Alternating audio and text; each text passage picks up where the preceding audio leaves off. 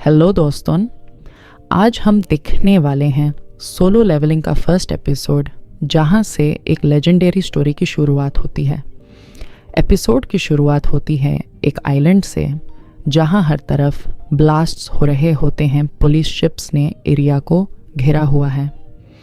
एक police officer अपने commander से कहता है, सर, हमें उन पर हमला करना चाहिए। कमांडर गुस्से में कहता है, इसका कोई फ़ायदा नहीं, हमारे हथियार इन पर असर नहीं करेंगे। अगर कोई इन मॉन्स्टर्स को रोक सकता है तो वो हैं हंटर्स। फिर ह्यूमन हंटर्स दिखाए जाते हैं, लोग जिनमें सुपर नेचुरल पावर्स होती हैं। वो कुछ अजीब और बड़े क्रीचर्स से लड़ रहे होते हैं। एक हंटर चिल्लाता है, ह्यूमन, इन्हें यहीं रोकना होगा। अगर ये शहर में घुस गए तो सब खत्म। वो क्रीचर्स बहुत पावरफुल होते हैं। हंटर्स पूरी कोशिश करते हैं, लेकिन उनमें से कई मर जाते हैं। एक हंटर कहता है, ये हम जैसे लो रैंक हंटर्स के बस की बात नहीं है। तभी कुछ एस रैंक हंटर्स आते हैं। उनमें से एक हीलर अपने इंजर्ड टीममेट की हेल्प करता है। लीडर कहता है, मैन हिल क्यों नहीं पा रहा, क्या हो रहा है? हीलर जवाब देता है, होल्ड ऑन मैन, हूं ना। फिर और मॉन्स्टर्स उन पर अटैक करते हैं। एक हंटर कहता है, योंग हो, पीछे देखो। उनका दोस्त हीलर की मदद करता है, जबकि दो एस रैंक हंटर्स उन बड़े मॉन्स्टर्स से लड़ते हैं। उन्हें देखकर बाकी सब हंटर्स हैरान हो जाते हैं। एक हंटर कहता है, मुझे लगता है तुम कुछ ज़्यादा ही जल्दी में हो, योंग हो। दूसरा मुस्कुराता है और बोलता है, मुझे माफ़ करना, मुझे ज़्यादा से ज़्यादा लोगों की मदद करनी थी। मुझे पता था तुम दोनों मुझे बचा लोगे। फिर उन मॉन्स्टर्स की लीडर आती है। एक हंटर कहता है, मुझे नहीं लगता ये उनका बॉस है। दूसरा बोलता है, नहीं, ये ही उनकी लीडर है। वो दोनों मिलकर उस क्रीचर से लड़ते हैं और यूज़मर गिराते हैं, लेकिन फिर और मॉन्स्टर्स आ जाते हैं। योंगसिक कहता है, लगता है ये लोग बुरा मान गए हैं। दूसरा हंटर मुस्कुरा कर कहता है, अब आएगा मज़ा। दिखाया जाता है कि शहर की तरफ और क्रीचर्स आ रहे हैं। हंटर्स एक टूटे हुए ब्रिज के पास जमा हो जाते हैं। एक हंटर कहता है, कमांडर चॉय, हम सब रेडी हैं।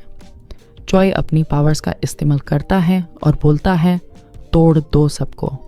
फिर सब हंटर्स और मॉन्स्टर्स के बीच इंटेंस बैटल होती है। नरेशन में बताया जाता है, 10 साल पहले कुछ गेट्स खुले थे, जिन्होंने हमारी दुनिया को एक दूसरी दुनिया से जोड़ दिया। इन गेट से मैजिकल बीस्ट्स निकालती हैं, जिन पर इंसानों के हथियार का कोई असर नहीं होता। जो लोग इन मॉन्स्टर्स से लड़ सकते हैं, उन्हें हंटर्स कहा जाता है। उनकी पावर्स के हिसाब से उन्हें रैंक मिलता है। एस रैंक सबसे पावरफुल और ई रैंक सबसे कमज़ोर। फिर स्टोरी आती है प्रेजेंट डे में। कुछ हंटर्स एक रेड के लिए रेडी हो रहे होते हैं। एक हंटर अपने दोस्त से कहता है, गुड लक मिस्टर किम। किम मुस्कुरा कर बोलता है, थैंक यू। दूसरा कहता है, इतने दिनों बाद लगा तुम शिकार करना छोड़ चुके हो। किम थोड़ा नर्वस होकर बोलता है, डर लग रहा है इतने दिनों के बाद। तभी एक और हंटर एंटर करता है। सब उस देखकर मुस्कुराते हैं। अरे सोंग, इतनी ठंड में भी आ गए तुम। यही है हमारा हीरो सोंग जिनवू। वो कहता है, तुम सबके साथ फिर से काम करके अच्छा लग रहा है।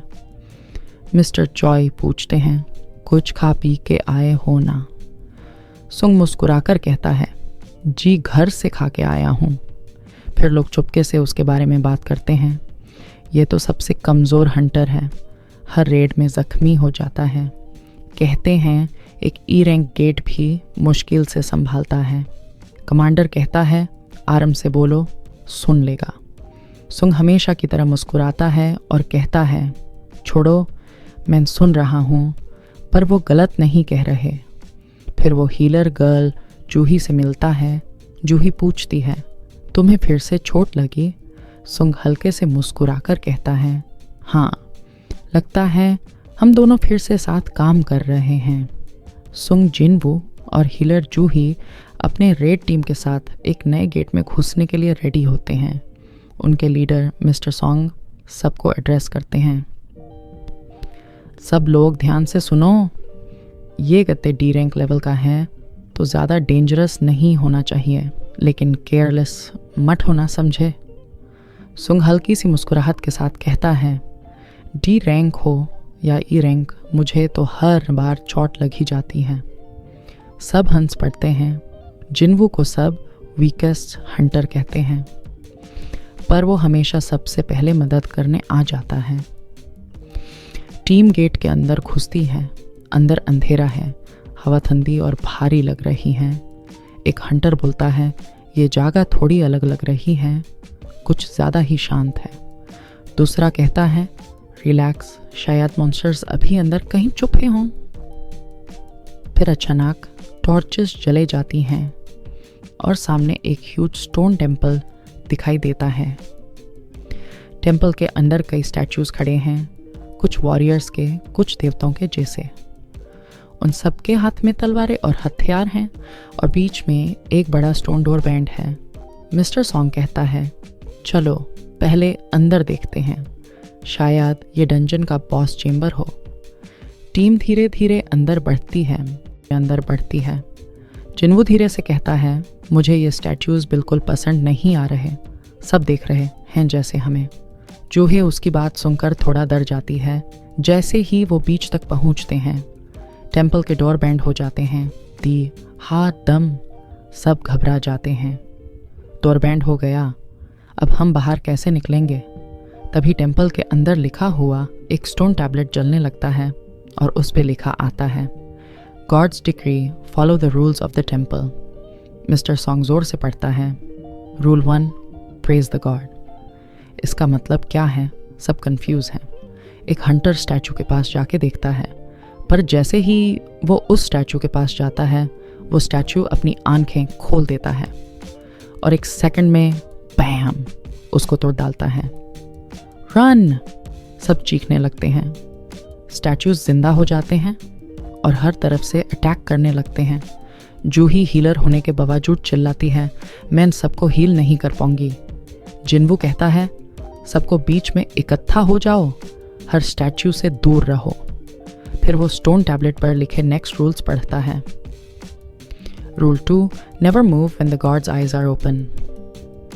जिनवू चीख कर कहता है, जब स्टैचू की आंखें चमकें तब कोई हिलेगा नहीं। कुछ हंटर्स समझ जाते हैं और रुक जाते हैं, लेकिन जो हिलते हैं उन्हें स्टैचूए तोड़ डालते हैं। एक के बाद एक हंटर गिरता है, चीखता है, टेम्पल हॉरर बन जाता है। जिन end of episode 1 next episode.